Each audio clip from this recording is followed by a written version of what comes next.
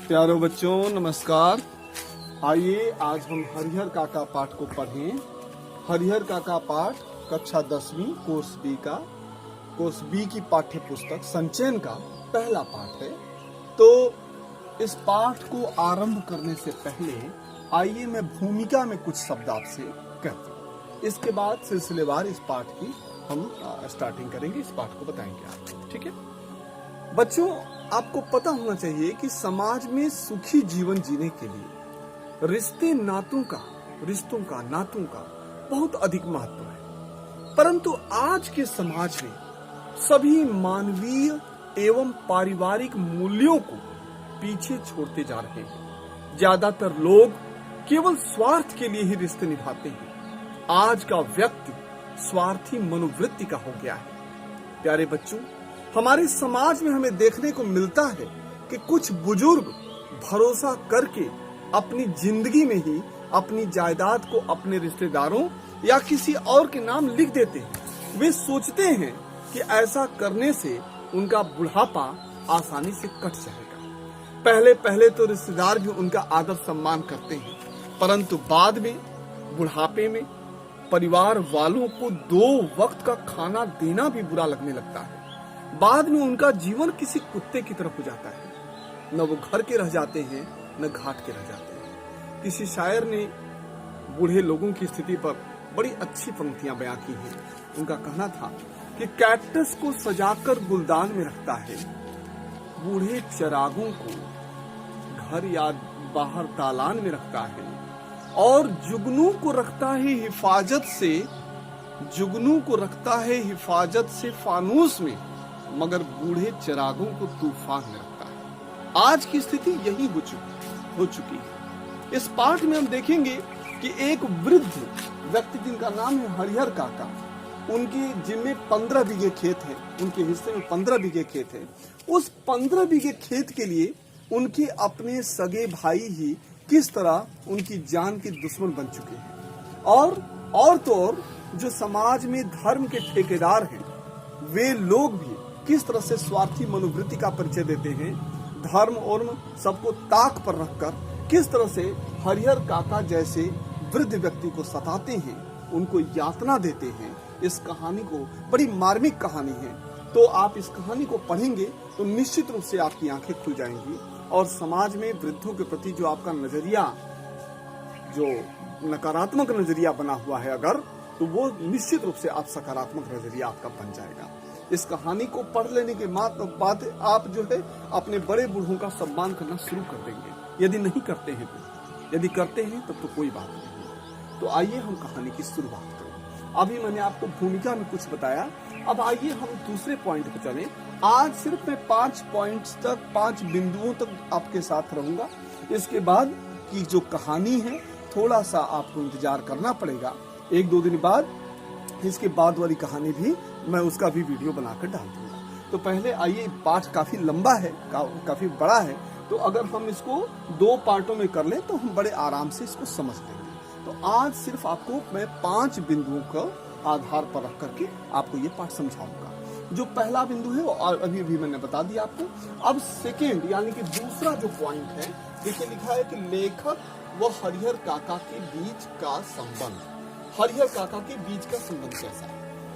लेखक व हरिहर काका के बीच आत्मीय संबंध है, दोस्ती का संबंध है, मित्रता का संबंध है। और इस मित्रता के पीछे, दोस्ती के पीछे या आत्मीयता के पीछे 3 प्रमुख कारण हैं। पहला कारण तो ये है कि लेखक हरिहर काका के एकदम पड़ोस में रहता है, यानी कि दोनों एक दूसरे के पड़ोसी हैं। ठीक है, ये पहला कारण है। तो अक्सर हम देखते हैं कि हमारे पड़ोसी से हमारी अच्छी बनती है, हम लेना देना या मिलना जुलना हमेशा रहता है। तो पड़ोसी जो है आपस में काफी घुले मिले होते हैं।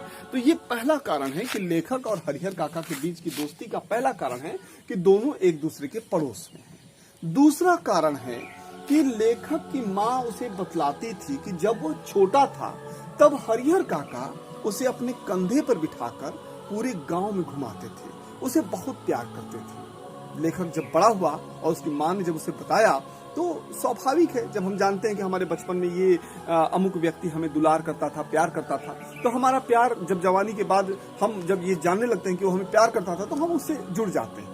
हम सोचते हैं कि बचपन में इसने मुझे खिलाया है, तो ये हमारा सगा है, ये हमारा बहुत शुभचिंतक है। तो यही कारण था कि लेखक जो है हरिहर काका से जुड़ गए। और तीसरा और प्रमुख कारण ये था कि लेखक जब बड़ा हुआ तो उसकी जो सबसे पहली दोस्ती हुई वो हरिहर काका के साथ ही हुई। तो 3 प्रमुख कारणों से लेखक हरिहर काका के साथ आत्मा के स्तर पर जुड़ा हुआ था, उन्हें बहुत प्यार करता था। गांव के जिन चंद लोगों को सम्मान देता था, उन चंद लोगों में हरिहर काका प्रमुख थे, पहले नंबर पर आते थे। इसलिए लेखक हरिहर काका के साथ बहुत जुड़ा हुआ था। अब लेखक बतला रहा है कि वो हरिहर काका के पास गया उनसे मिलने के लिए। हरिहर काका ने मौन साध लिया था।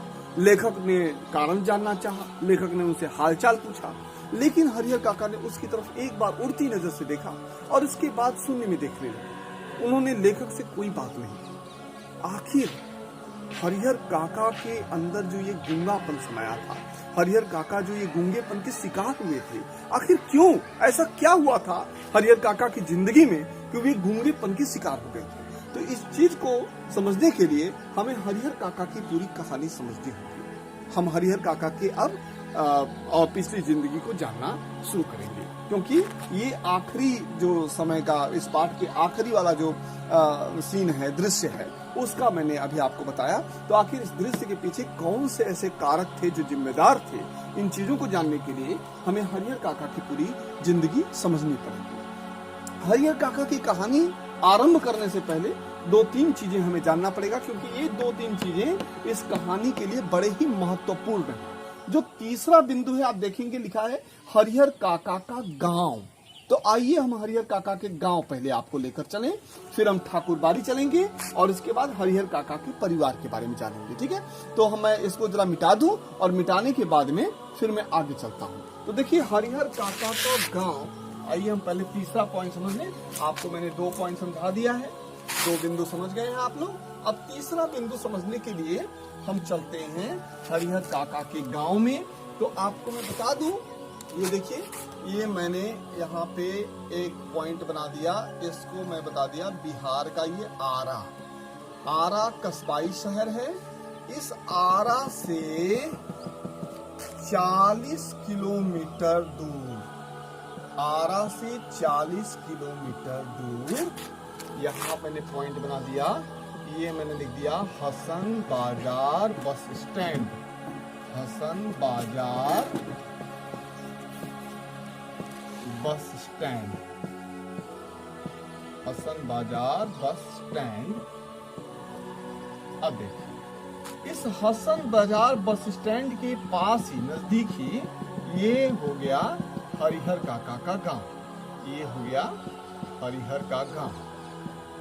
ठीक है, हसन बाजार बस स्टैंड के पास ही ये हो गया हरिहर का गांव। इस गांव की आबादी 2.5 से 3,000 के करीब है। ठीक है, इसकी आबादी कितनी है? 2.5 से 3,000। ठीक है, ये कहाँ पे है? आरा, जो कि बिहार का कस्बाई शहर है, कस्बा है। इस कस्बाई टाउन सिटी से 40 किलोमीटर दूर हसन बाजार बस स्टैंड के पास हरिहर काका का गांव है और गांव की आबादी 2.5 से 3,000 है। ठीक है, अब इस गांव के प्रमुख स्थल कौन कौन से हैं? आप सबको पता होगा कि गांव में अक्सर मंदिर मिलता है आपको। गांव में आप देखेंगे तो मस्जिद भी रहेगा, गांव में तालाब भी रहेगा, गांव में पुराना बरगद का पेड़ भी रहेगा। तो ऐसे गांव में कई सारे सार्वजनिक स्थल होते हैं जहां लोग बैठते हैं, गप्पे मारते हैं, वहां पे एक दूसरे से बातें करते हैं, हंसते हैं, मुस्कुराते हैं, ठहाके लगाते हैं। तो ऐसे कई सारे स्थल होते हैं। घर से बाहर निकलते हैं जब लोग, तो वही जगह पे बैठते हैं। गांव की चौपाल भी आप देखे होंगे। तो इसी तरह से हरिहर काका के गांव में भी 3 प्रमुख स्थल है। तो आइए मैं डायग्राम आपको बना के बता दूं। ये देखिए मैंने बना दिया, आपको बता दूं। ये हो गया पूर्व, अंग्रेजी में बोले तो ईस्ट। आप सब मैथ्स के विद्यार्थी हैं, आपको पता होगा कि जब भी हम बनाते हैं पेपर में तो ईस्ट इधर होता है। ये हो गया वेस्ट, यानी पश्चिम। ये हो गया पश्चिम। ठीक है, अब ईस्ट में यानी कि पूर्व में एक बहुत बड़ी सी ठाकुरबाड़ी। इसकी चर्चा हम थोड़ी देर बात करेंगे, जब इसका पॉइंट हम लिखेंगे ना तो इसकी चर्चा करेंगे। बीचों बीच, गांव के बीचों बीच एक बहुत बड़ा सा बरगद का पेड़ है, ठीक है। और गांव के पश्चिम में एक तालाब है। ये हो गया तालाब। गांव की पश्चिम में तालाब है, गांव के मध्य में बरगद का पेड़ है, ये बरगद है, ठीक है, पुराना बरगद का पेड़ है। और गांव के पूर्व में यानी ईस्ट में ये ठाकुर बाड़ी है, ये ठाकुर बाड़ी, ठाकुर बाड़ी। इन दोनों का जिक्र तो थोड़ा सा कम ही है, सबसे ज्यादा जिक्र और जो सबसे बड़ा पार्ट है इस कहानी का वो है ठाकुर बाड़ी। बिना ठाकुर बाड़ी को समझे हम इस कहानी की तह तक नहीं पहुंच सकते, इसलिए इस कहानी को समझने के लिए हमें ठाकुर बाड़ी समझना जरूरी है। तो आइए अब हम अगले पॉइंट पर, अगले बिंदु पर चलें, जो कि ठाकुर बाड़ी है। तो मैं अब लिखने जा रहा हूँ, देखिए ये हो गया आपका। अब आते हैं यहाँ पर, ये हो गया ठाकुर बाड़ी, शायद ये चौथा पॉइंट है, मैं समझता हूँ। ये देखिए ठाकुर बाड़ी,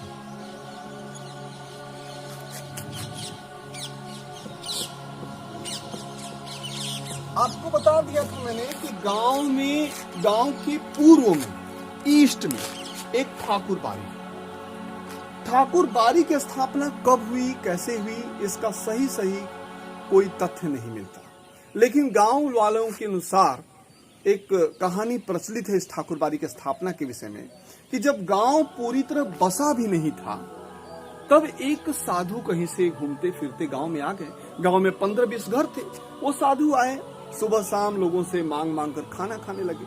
लोग श्रद्धा बस उन्हें कुछ न कुछ दे देते थे, वो खाते थे, हरि कीर्तन करते थे, लोगों को सुबह शाम धर्म का उपदेश देते थे। लोगों के अंदर और पूजा पाठ के प्रति श्रद्धा जगी।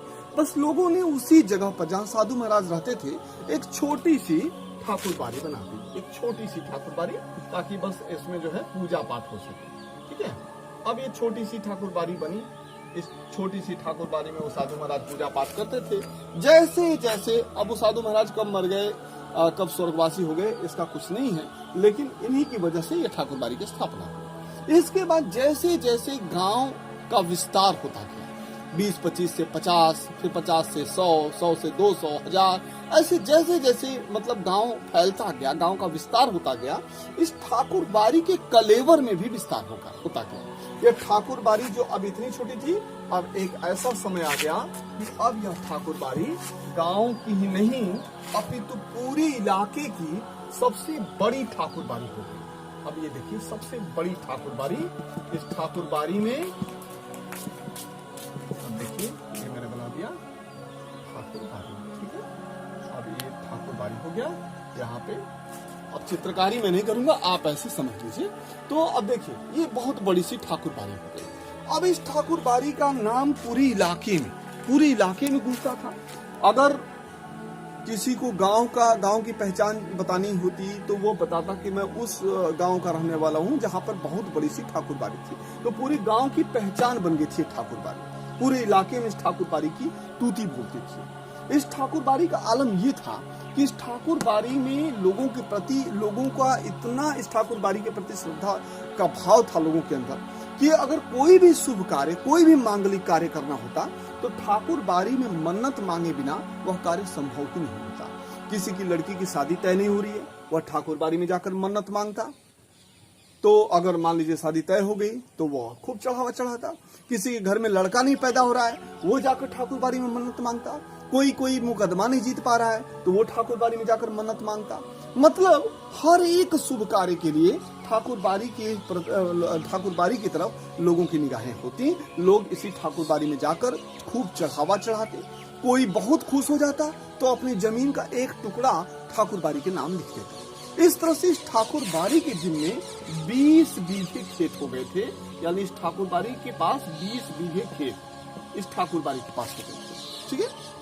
इस ठाकुर बाड़ी को चलाने के लिए 2 लोग होते थे, एक तो महंत और दूसरा पुजारी। गांव की एक समिति थी जो हर 3 साल पर एक महंत और एक पुजारी की नियुक्ति इस यहाँ पे करते थे। जो भी महंत और पुजारी बनता था वो चाहता था कि मेरे कार्यकाल में ज्यादा से ज्यादा इसका विकास हो जाए, ज्यादा से ज्यादा विस्तार हो जाए। तो ये लोग हमेशा इसी टो में रहते थे कि किसका कोई नहीं है, कौन आदमी एकदम लावारिस सा है, उसकी जमीन है, उसके घर वाले नहीं है, मतलब ऐसे देखते थे और उनकी जमीन भी लिखवाते थे, या अपनी लच्छेदार बातों में फंसाकर लोगों से एक टुकड़ा लिखवा लेते थे।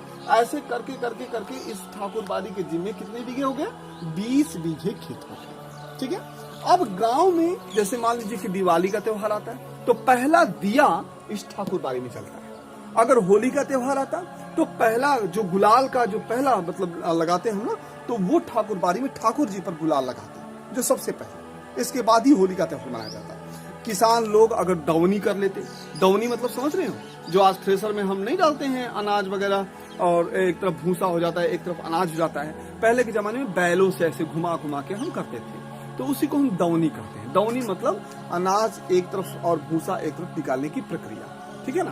तो दवनी के बाद किसान लोग जो पहला भाग निकालते हैं, अग्रभाग, जिसे इस किताब में अंगऊ बोला गया है। अंगऊ मतलब अग्रभाग। ठीक है ना, जो पहला भाग। तो पहला भाग निकाला जाता है किसके नाम पे? ठाकुर जी के नाम पर निकाला जाता है। और गांव में कभी बाढ़ उड़ा गई तो लोग ठाकुर बाड़ी में टेंट उंट गाड़ कर वहीं पे आराम से रहते, दिन भर भजन कीर्तन होता और लोग वहां पर धार्मिक कार्यकलापों में व्यस्त होते और इस तरह से उनका समय बीतता है। गांव ये दोनों टाइम जो है ठाकुर जी को हलवा पूरी का भोग लगता है। गांव के जो अच्छा खाने वाले जो लालची टाइप के लोग होते वो दोनों तीनों टाइम यहाँ पहुँचते। यहाँ के साधु संत करना धरना इनको कुछ नहीं होता। कहीं बहुत ज्यादा मतलब 100-150 के करीब साधु सन्यासी इसमें रहते हैं और उनको करना धरना कुछ नहीं, वो सिर्फ अपनी अच्छी अच्छी बातें करते, खूब अच्छी अच्छी बातें करके लोगों को अपनी बातों के जाल में फंसा लेते और इस तरह से ठाकुरबाड़ी का काम निकलता। तो इस ठाकुरबाड़ी को आपने जब समझ लिया तो आइए अब हम ठाकुरबाड़ी के आगे चले और हरिहर काका के भाइयों की बात करें। तो इससे अगला पॉइंट है हरिहर काका का परिवार। इस परिवार में ही हम समझ जाएंगे कि हरिहर काका के परिवार की स्थिति क्या थी। तो देखिए यहाँ पे मैं लिख रहा हूँ हरिहर काका का परिवार, 5वां पॉइंट। और यहीं तक आज की वीडियो रहेगी। इसके आगे की कहानी कल हम पढ़ेंगे, लेकिन पहले इसको आप लोग समझ लीजिए। ये देखिए हरिहर काका का परिवार।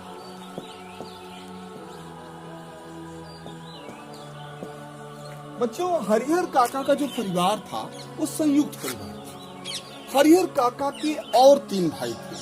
जैसे मान लीजिए कि मैं ऐसे कद के हिसाब से बना रहा हूँ। देखिए ये बड़े भाई हो गए, इनसे जो छोटे भाई हो गए ये हरिहर काका हो गए, हरिहर काका से छोटे और 2 थे। तो इस तरह से ये 4 लोग थे। ये बड़ा भाई, दूसरे नंबर पर हरिहर काका, इनसे छोटे 2 और थे। और इन चारों के पास कुल मिला जुला कर 60 बीघे खेत थे। इन चारों के पास 60 बीघे जमीन थी। ठीक है ना। तो 60 बीघे खेत इनके पास था। ये चारों के पास हर एक के जिम्मे 15-15 बीघे खेत। अगर 60 को 4 भागों में आप डिवाइड करेंगे, बांटेंगे, तो ये देखिए 15-15 बीघे हर एक के पास हो गया। ठीक है। तो इस हिसाब से हरिहर काका के पास 15 बीघे खेत थी। इनके बड़े भाई के पास भी 15, इनके छोटों के पास भी 15-15 बीघे, कुल मिलाकर 60 बीघे। मैं पहले भी बता चुका हूँ कि परिवार संयुक्त था, यानी ज्वाइंट फैमिली थी। ठीक है। तो सब साथ साथ रहते थे।